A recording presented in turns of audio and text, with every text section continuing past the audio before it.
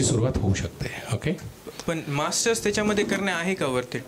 किंवा कारण मला लोक म्हणतात की पोस्ट डॉक डिग्रीजमध्येच जॉब भेटत असतात इंजिनिअरिंगच्या. एक मिनिट, आधी आपण सरांचं स्वागत करू. I will continue with your question. Okay, welcome sir.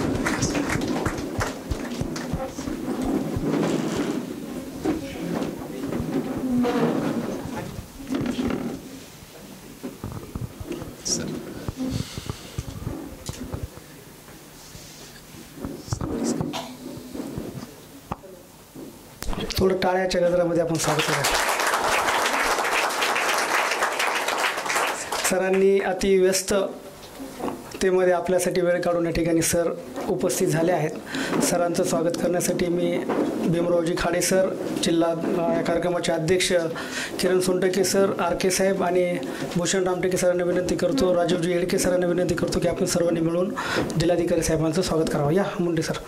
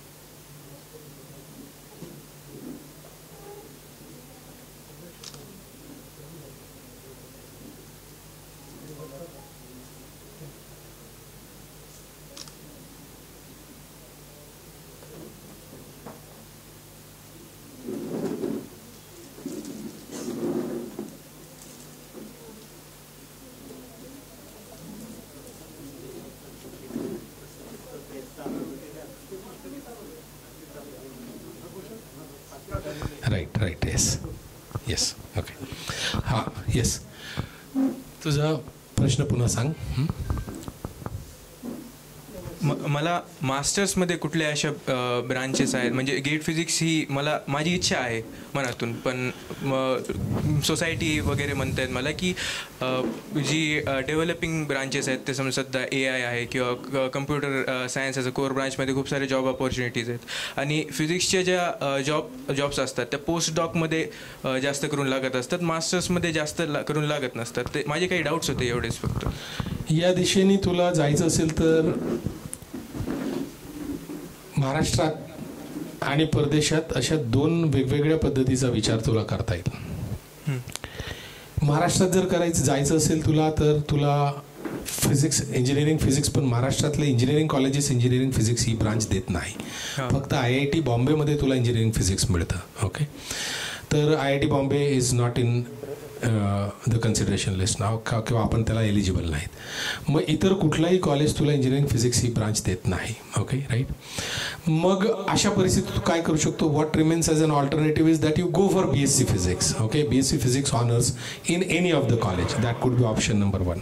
Else you go for mechanical engineering. Okay, mechanical engineering, subsequently you can pursue masters in physics, engineering physics. हा तू मास्टर्स प्रोग्राम करू शकतो, and subsequently you can pursue careers in this in the research area, in academics, or even in the space, aerospace, in defense, or in core industry sector. हा झाला तुझा एक करिअरचा मार्ग. परदेशातली विद्यापीठं ही फास्ट ॲडॉप्ट करतात कुठल्याही चेंजेसला. आपल्याकडं थोडंसं ॲडॉप्शनचं सिस्टम थोडंसं लेट चालतं. आता जर्मनी हे जगामध्ये इंजिनिअरिंग एक्सिलन्ससाठी ओळखलं जातं. जर्मन युनिव्हर्सिटीजनी पुढच्या 15 वर्षाचा आढावा घेऊन आताच ब्रांचेस चेंज केलेले आहेत. बऱ्याचशा जर्मन युनिव्हर्सिटीजमध्ये कोर ब्रांचेस त्यांनी कोर ठेवलेले नाहीत. सो वन ऑफ द आताच एक विद्यापीठाचं मी बघत होतो, they have innovated a new branch that is called as digital engineering. Now it's a combination of 3 branches. So you are doing bachelor's of engineering in digital engineering, and it's a combination of mechanical, electrical and computer science. आता तू जर ChatGPT केला की if I am doing a combined bachelor's program, or combined engineering program which is a combination of mechanical, electrical and computer science, in what all areas can I get the employment? तर there is no sector ज्याच्यामध्ये तुला जो मुलगा ही इंजिनिअरिंगची branch करेल त्याला नोकरी मिळणार नाही असं कुठलंच सेक्टर नाही. आय टीमध्ये he is a computer science engineer, right. Okay. Hardcore इंडस्ट्रीमध्ये he is a mechanical engineer, right. Electrical related, anything. Energy sector, anything. Defense sector, he is ready to go there. Aerospace sector, he is ready to go there. E-commerce sector, he is ready to go there. IT sector, he is ready to go there. So, भविष्यात येणारी जी इंडस्ट्रीचं structure आहे त्या हिशोबाने German लोकांनी स्वतःचे engineering प्रोग्राम्सच modify केलेले आहेत. तर if you choose, you still have time. If you want to discuss that, you can fill out that form. We can discuss this possibility. I will try to set up your meeting as early as. You can also write a personal message to me. आपण लवकरात लवकर ती meeting एक setup करूया. तर मग असं जर केलं तू तर तुला बॅचलर्स नंतर लगेच जॉब मिळू शकेल. आलं का लक्षात तुझ्या? बॅचलर्स लगर कारण because you become eligible for jobs. But if you want to go by the way of physics then तुला बॅचलर्स नंतर लगेच जॉब मिळण्याची शक्यता कमी आहे. मग तुला मास्टर्सच्या पुढे जॉब मिळेल. आलं लक्षात? किंवा मग तू तो मेकॅनिकल इंजिनिअरिंगचा रूट घे, work for some time and then go for again masters in engineering physics and subsequently then you can look for your career into this research, academics or industry. तर तुझं हे बरं, we can discuss this thing out. लक्षात? I can send you to Hyderabad. There you will go, you will study your year 1 there, and subsequently you can go for this kind of a branches in Germany, and that will be affordable. Your parents can easily afford that. Okay, that we have brought it under the what limits of a common man. Okay, that we can discuss. A lot of students are going for this. Yes. Okay, लक्षात? We can discuss that out. Yes, sir. आणखी काय प्रश्न आहे तुझा?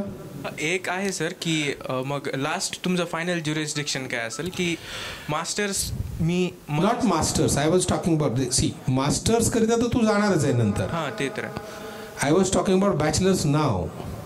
नाही whether to pursue it here. कारण इलेक्ट्रॉनिक्समधून तुला फिजिक्समध्ये ॲडमिशन मिळणार नाही. हां तू बॅचलर्स इन इलेक्ट्रॉनिक्स केलं, फिजिक्समधलं तुझं जे पॅशन आहे ते तुला करता येणार नाही. मेकॅनिकलमधून करता येईल. आलं का लक्षात? तू लक्षात आलं? आता तू इलेक्ट्रॉनिक्स इंजिनिअरिंग केलं आणि if you want to pursue MSc in physics nobody will take you an admission. You need to have a background in physics. आलं का लक्षात? तर ते अक्रॉस द फील्ड ट्रान्झिशन होतं which may not be allowed by most of the universities. तर मग तुला you will have to continue either in this domain, electronics domain or robotics or maybe computer science. या डोमेनमध्ये तुला subsequent हे करावं लागेल. Physics you can't go. लक्षात? राईट. मग आता थोडासा विचार कर. No need to hurry. दिवसभर विचार कर. तिथे मग मला मेसेज टाक. We will discuss it out in detail. Thank you sir. Okay right. Pure फिजिक्सचा इस्रोसाठी फायदा होतो सर. एरोस्पेसमध्ये मोठ्या प्रमाणावर. आणि आता कसं आहे, defence is a very big sector across the world. हां मग ती बघा एरोस्पेस मी इंजिनिअरिंगची ब्रांच म्हणून म्हणत नाही. एरोस्पेस ॲज अ सेक्टर म्हणतोय मी. Elon Musk is sending spaceships there. Physicist are required there. Defence physicist आहे. पाकिस्तानने तिकडून मारा केला हवेत. हा हवेतला मारा हवेतच परतवायचं हे काम फिजिसिस्टचं आहे. आणि हे इंटेलिजन्स सिस्टम बनवणाऱ्या लोकांचं आहे. सो डिफेन्स या सिस्टममध्ये, या सेगमेंटमध्ये, अकॅडमिक्समध्ये आणि रिसर्चमध्ये physics is absolutely important. Right. Yes. नमस्कार. येस सर, माझं नाव आकाश कराळे. मी माझं MSc ॲग्रिकल्चर झालेलं आहे कृषी विद्यापीठ दापोली इथून. तर मला PhD करायची आहे ॲब्रॉड. माझं MSc ॲग्रिकल्चर LPM मधून झालं, लाईव्हस्टॉक प्रोडक्शन मॅनेजमेंट. तर ॲनिमल सायन्समधून मला म्हणजे काही संधी उपलब्ध होईल का की ॲब्रॉड कुठं, आणि स्कॉलरशिप काय मिळतील? त्यासाठी माझे 3 रिसर्च आर्टिकल झालेले आहेत. एक माझं पेटंट आहे. तर म्हणजे याचा मला काही फायदा होईल का पुढं? रिसर्च पेपर तुझे पब्लिश कुठल्या जर्नल्समध्ये झालेले आहेत? माझं त्याची नास रेटिंग 5.13 आहे आणि एकाची 5.17 आहे. दोन 5.13चे. ओके. 3 रिसर्च पेपर आहेत. हो. एक पेटंट फाईल केलेलं आहे. हां म्हणजे ग्रांट झालेलं आहे. ओके. MSc फाईल केलेलं आहे. ओके. ग्रांट पण झालेलं आहे पेटंट. ओके. Very good. MScला किती CGPA आहे तुला? सर अजून रिझल्ट आला नाही, पण एक्सपेक्टेड 8.4 येऊन जाईल माझा. बॅचलर्सला किती होता? बॅचलरला 7.9 होता. 10वीला किती मार्क्स होते तुला? 10वीला मला 74.80 होते. 12वीला? 12वीला 60 होते. 12वीला 60 होते. बॅचलर्समध्ये काही बॅकलॉग्स होते तुला? नाही सर, ऑल क्लिअर. आई वडील काय करतात तुझे? माझे वडील पोलीसमध्ये आहेत. ओके, पोलीसमध्ये आहेत. तुझी आई? आई नाही आहे सर. ओके, ठीक आहे. Will try for PhD. Okay. Yes. आणि you are likely to get a PhD, पण PhDची प्रोसेस फार लांबलचक असते. ओके. तर you will have to first identify the area. Okay. आता PhDची म्हणजे आता ह्या दोन्ही गोष्टी मग जसे त्याला समजून सांगितल्या तशा समजून घे की PhD हा 1-to-1 विषय असतो. आपण कसं आहे, MScला ॲडमिशन करायचं तर तू कृषी विद्यापीठाला त्यांचे फॉर्म निघाले, तू भरून दिलंय. ओके. तर तू फॉर्म भरले तर तुला त्या प्रोसेसमध्ये ॲडमिशन मिळेल. पण परदेशामध्ये PhDला ॲडमिशन अशा पद्धतीने मिळत नाही. परदेशामध्ये काय असतं की साधारणतः जे रिसर्च चालतं ते विद्यापीठांमध्ये चालतं. आपण अनेक वेळेला आपल्या मोबाईलमध्ये मेसेजेस येतात, आपण वाचतो की अमुक विद्यापीठामध्ये अमुक रिसर्च झालं, फलाने कॅन्सर सेल डेव्हलप केले, अमक्याने ह्याच्यावरचं क्युअर डेव्हलप केलं, त्याच्यावरचं क्युअर डेव्हलप केलं, असं वाचतो. हे सारं काम विद्यापीठामध्ये चालतं. पण विद्यापीठामध्ये चालतं म्हणजे विद्यापीठ असं कसं काय करू शकतं, तर इंडस्ट्री स्पॉन्सर करते रिसर्च. आलं का लक्षात? म्हणजे कुठली तरी कॅन्सर रिसर्चची कंपनी असेल किंवा फार्मा कंपनी असेल तर ती एखाद्या विद्यापीठाला घेईल, मे बी ऑक्सफर्डला घेईल, मे बी MITला घेईल आणि तिथे ते रिसर्च स्पॉन्सर करतात. ओके, आलं लक्षात? तर काय होतं, PhDचे जे कॅन्डिडेट ते घेतात साधारणतः, तर त्यांचा जो प्रोजेक्ट चालू असेल, ज्यावरती रिसर्च चालू असेल, त्यामध्ये ते PhDचे कॅन्डिडेट घेणार. आलं का लक्षात? आणि PhDच्या कॅन्डिडेट्सला ते मग स्टायपंड देखील देतात त्या माध्यमातून. लक्षात आलं तुझ्या? ओके. तर परदेशात PhD ॲडमिशन मिळताना हा एक आपल्याला प्रचंड मोठा चॅलेंज येतो, जो आपल्या देशासारखा नाही. आपल्या देशात PhDची जाहिरात निघाली, आपण अप्लाय करतो. तिकडे तसं नाही. ज्या विद्यापीठामध्ये आपल्याला अप्लाय करायचं आहे PhDसाठी, त्या विद्यापीठामध्ये रिसर्च चालू कशावरती आहे ते बघायचं. हा लक्षात? त्या ज्याच्यावरती रिसर्च चालू आहे त्याच्यातलं तू काय केलेलं आहे हे बघायचं. तू जर केलेलं नसेल तर कुठला पॉसिबल एरिया आपण लिंक करू शकतो का ते बघायचं. त्याच्यानंतर त्या प्रोफेसर्सचे प्रोफाईल काढायचे, त्या विद्यापीठातल्या त्या प्रोफेसर्सचे प्रोफाईल काढून ते प्रोफेसर सध्या कुठल्या याच्यावर काम करत आहेत आणि मागे कशावर काम करत होते हे चेक करायचं. लक्षात आलं तुझ्या? आणि मग प्रोफेसरला लिहायचं, 1 पानाचं पत्र बनवायचं तुला, फक्त 1 पानाच्या वर नको. आणि त्या इंडिव्हिज्युअल प्रोफेसर्सला आपल्याला पत्र लिहायचं आहे की I have been doing this. This is my qualification. I'm interested to do this, and I would like to work with you. Please allow me for a doctoral program with your university. त्याचा जर होकार आला तर मग विद्यापीठाला कळवायचं की फलाना professor is ready to guide me and I need to process for the admission. अशी लांबलचक प्रक्रिया आहे. लक्षात आलं तुझ्या? ओके. मात्र ही प्रक्रिया आपण फेब्रुवारीच्या आत पार जर पाडली तर तुला स्कॉलरशिप मिळवून देतो मी. लक्षात? सर मी ST कॅटेगरीमधून येतो, तर स्कॉलरशिप कॅटेगरी कुठली असो आपल्याला विद्यापीठ जे आहे मिळून जाईल तुला स्कॉलरशिप. पण आपल्याला जगातल्या टॉप 200 विद्यापीठांमध्येच ट्राय करायचं असतं. त्याच्यामध्ये मी त्याला सांगितलं ST मध्ये आपल्याला थोडंसं लिव्हरेज मिळेल. त्याने तो SC मधून होता. त्याला सांगितलं मागच्या वर्षीची मेरिट लिस्ट जगातल्या टॉप 19 रँकला क्लोज झाली, तर या ST मध्ये मे बी 40ला होईल, 50ला होईल. तर आपल्याला इमिडिएटली कामाला लागायचे. म्हणजे अजिबात एकही दिवस वाया नाही घालवायचा. ते हे फॉर्म भरायचा. Okay right. माझी आपली AGची टीम तुला संपर्क करेल, ते तुला गाईड करतील कुठल्या कुठल्या विद्यापीठांमध्ये, आणि तुला फार काम करावं लागणार आहे. मी जे तुला स्टेप्स सांगितल्या ह्या साऱ्या स्टेप्स तुला करायला लागणार आहेत. आम्ही फक्त तुला गाईड करू, आम्ही तुला बोर्ड दाखवू, हे असं करायचंय, ते तसं करायचंय, ते तसं करायचंय. ओके. जिथे कुठे अडलं तिथे मदत करू. आलं का लक्षात? पण हे सारं काम तुला करायचं, कारण मला ॲग्रिकल्चर येत नाही, तुलाच येतं. पेटंट तूच फाईल केलेलं, रिसर्च तूच केलेलं आहे. त्याच्यामुळे मी तुला सांगू शकतो ह्या विद्यापीठात अशावर रिसर्च चालू आहे, तू करू शकतो का? मग तुला तुझा टॉपिक अलाइन करायचा आहे आणि त्या प्रोफेसरला तुला रिच आउट करायचं आहे. Okay. Will make sure that you are going for PhD next year, full funded PhD. Sir दुसरा प्रश्न असा होता की मी जर PhD केली अब्रॉड तर मला महाराष्ट्रात म्हणजे काही जॉब मिळू शकेल का नंतर? कशाला महाराष्ट्रात जॉब पाहिजे तुला? तू पहिले जगात रिसर्च कर, आधी मोठा हो. तिकडं मोठा झाला का तुला आपोआप इकडचे विद्यापीठ बोलवतात. एवढा मोठा माणूस इकडे कुलगुरू म्हणून येशील. आपले DDR होते रमेश कटके साहेब, ओके, त्यांचा मुलगा त्यांना पाठवलं होतं. तो आला इथे आता 4 ऑगस्टला जॉईन झाला DY पाटील नवी मुंबईला as a professor. Don't worry about that. पहिलं पहिलं जागतिक लेवल तू तिकडे पोहोचलंच नाही तर वापस येण्याची तुझी पहिली. सर म्हणजे जॉबसाठी वगैरे जॉब मिळेल तुला, ओके. तिथून शिकून आला तर त्या रिसर्चमध्ये एवढा दम असतो ना, एवढे त्या माणसांमध्ये क्वालिटी असते. तिथली PhDच वेगळी असते. आणि ती PhD कुठल्या विद्यापीठात? पहिल्या 50, पहिल्या 100 या विद्यापीठांमधून तू PhD करणार जगातल्या. IIT बॉम्बे 123 नंबरला येतं. तू पहिल्या 50 मधून PhD करायला जर तुला पाठवलं तर तुझी PhD कोणत्या लेवलची असेल हा लक्षात? तर त्याला फार मोठी प्रचंड व्हॅल्यू आहे. Don't worry, okay. You done a good job, you filed your patent, you written some research paper, you have already done a lot of work, okay. We will try that you get into the best institution. Thank you. Okay, right, yes. ते मात्र message पाठव मला, okay. आणि तो हे बरोबर तो मिळाला तुला, फॉर्म मिळाला, right, okay, yes. Thank you.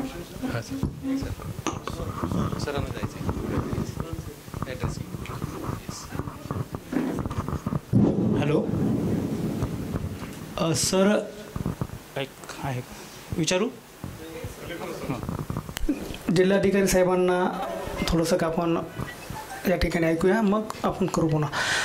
Parbhani जिल्ह्याचे जिल्हाधिकारी साहेब आपल्या या कार्यक्रमासाठी उपस्थित झाले आहे. तरी मी साहेबांना या आपल्या परभणीमध्ये पहिल्यांदाच होत असलेल्या परदेशी शिक्षणाच्या बाबतीमध्ये ज्या काही संधी उपलब्ध आहेत, विविध प्रकारच्या शिष्यवृत्ती उपलब्ध आहेत, या कार्यक्रमासाठी आपण या ठिकाणी उपस्थित झाला आहात. आपणास मी विनंती करतो की आपण या ठिकाणी 2 मिनिटं. मी मुद्दाम यासाठी बोलतो की या ठिकाणी सन्मान्य जिल्हाधिकारी साहेब जॉईन झालेले आहेत, नवीन जिल्हाधिकारी आहेत आपल्यासाठी. आणि विशेष सांगायला मला अभिमान वाटतो की आम्ही दोघं एकत्र काम केलेलं होतं. विशेष मग काल परवाला इथला कार्यक्रम ठरल्यानंतर मी विनंती केली, आपण जॉईन झालात, खूप मोठी गोष्ट आहे. परभणीला कृषी विद्यापीठ आहे, एज्युकेशनल क्षेत्र खूप चांगलं आहे आणि एक चांगला जिल्हा मिळाला आहे. आणि माझ्या जिल्ह्याजवळच नांदेड जिल्ह्याचा मी आहे आणि हे परभणी जिल्हा आहे, लगतच आहे. आणि अत्यंत चांगल्या पद्धतीचं काम करता येतं. आम्ही दोघंही पुण्याला काम केलं होतं. अगदी सामाजिक जाणीव असलेले ते अधिकारी आहेत. या जिल्ह्याला लाभलेले ते आता अत्यंत चांगले तरुदार अधिकारी आहेत. आपण येण्यापूर्वी साहेब एक विषय निघाला होता आपल्या शिक्षणाधिकारी साहेबांनी आणि सहाय्यक आयुक्तांनी दोघांनी प्रश्न केला की शैक्षणिक क्षेत्रामध्ये खूप गलती झालेली आहे. तेव्हा मी एक उत्तर दिलं होतं. मागच्या वर्षी जे नांदेडचे जिल्हाधिकारी होते तेव्हा शैक्षणिक क्षेत्राची गलती कमी करण्यासाठी आपण काय करायचं विद्यार्थ्यांची. तर औरंगाबादच्या डिव्हिजनल कमिशनर यापूर्वी विद्यार्थ्यांची गळती कमी करण्यासाठी एक संशोधनात्मक रिपोर्ट तयार केला आहे काही वर्षापूर्वी. तसंच मागच्या वर्षीच्या जिल्हाधिकारी नांदेड यांनी काय केलं होतं, नांदेड जिल्ह्यातले जे 250-300 अधिकारी आहेत त्यांना म्हणजे माझ्यासारख्या अधिकाऱ्यांना एक शाळा दत्तक घ्यायला लावलेली होती. वर्षभरामधून 3-4 वेळा त्या शाळेमध्ये जायचं, व्हिजिट करायची, तिथल्या शिक्षकांना मोटिवेट करायचं, विद्यार्थ्यांना मोटिवेट करायचं. त्याचा अत्यंत चांगला फायदा झाला. आणि दुसरं सगळ्यात मोठा साहेबांनी एक प्रश्न केला की बजेटच्या बाबतीमध्ये. तेव्हा मी म्हणालो की कलेक्टर साहेब येणार आहेत तेव्हा DPDCमधून, CSR फंडामधून किंवा कुठल्याही मार्गातून कुठल्या शैक्षणिक संस्थेला मदत करायची, कशी करायची हे सगळं जिल्हाधिकारी साहेब सांगणार आहेत. तर आपलं इंट्रोडक्शन आधीच मी करून दिलं होतं ह्या मुद्द्यावर. आणि भूषण सरांचं आता आपण ऐकलं असेल की रिटायरमेंटनंतर, सेक्रेटरी म्हणून रिटायर झाल्यानंतर मी प्युअरली एज्युकेशन फील्डमध्येच काम करतो आणि राजकारणाच्या पलीकडे त्याच्या विरहित जाऊन आपण शिक्षण क्षेत्रामध्ये जर काम केलं तर आपण भारतामध्ये अगदी मेरिटचे विद्यार्थी आपण परदेशामध्ये पाठवू शकतो. डॉक्टर हरगोविंदास खुराना जे भारतातले होते ते अमेरिकेमध्ये शटल झाले आणि त्यांना नोबेल अवॉर्ड मिळालेला आहे. म्हणजे कितीतरी भारतीय जे आहेत. तर अर्थशास्त्रामधले, त्यानंतर अनेक क्षेत्रामधले भारतातले नामवंत प्रज्ञावंत विद्यार्थी परदेशात गेले आणि तिथे त्यांना नोबेल अवॉर्डपर्यंत बदल मारता येईल अशा पद्धतीची शैक्षणिक पात्रता देशातल्या विद्यार्थ्यांच्यामध्ये आहेत. आणि जाणीवपूर्वक आम्ही मॅक्झिमम विद्यार्थी ह्या ग्लोबलायझेशनच्या पिरियडमध्ये बाहेरचे जिथे येता कामा नयेत, बाहेरचे लोक येऊन उद्योगधंदे केले नाहीत पाहिजे, परंतु आपले विद्यार्थी वेगवेगळ्या देशामध्ये जाऊन शिक्षण घेऊन तिथं सेटल झाले पाहिजेत, वेगवेगळे व्यवसाय केले पाहिजे, उद्योग केले पाहिजेत. म्हणून आम्ही AEG ग्रुपमार्फत, AEG ग्रुप म्हणजे महाराष्ट्रामध्ये अगदी 12-13 वर्षापासून मी चालवतो अगदी, आणि बहुजन समाजातल्या सगळ्या विद्यार्थ्यांचं जातीपातीच्या विरहित सगळ्यांच्यासाठी शिक्षण, परदेशी शिक्षण, नोकऱ्या, जपानमधल्या नोकऱ्या, त्यानंतर जर्मनीमधल्या नोकऱ्या आणि वेगवेगळ्या फील्डमध्ये, आणि त्याच्याशिवाय त्या भाषा शिकवणं. आता जपानमध्ये प्रचंड स्कोप आहे नोकऱ्यांना. जपानमध्ये आजही जेवढी पॉप्युलेशन आहे त्याच्या 1.5पट नोकऱ्या शिल्लक आहेत, तिथं विद्यार्थी नाहीत, म्हणून त्यांना जपानी भाषा शिकवणं, जर्मनी भाषा शिकवणं, हे सगळे उद्योग आपल्या AEG मार्फत आपण करतो. आपण दोघे एकत्र काम केलं, हा आपला प्रोग्राम आहे.